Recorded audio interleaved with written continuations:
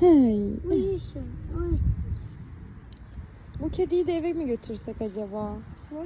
Bu kediyi de eve mi götürsek acaba? Yok be. Sahibi var bunun. Yok sahibi. Sokak kedisi bu. Kızım. Ne yapıyorsun? Buna bak buna. Buna bak. Çok tatlı değil mi? Buna bak. Bu tek başına kalmış ya. Aa,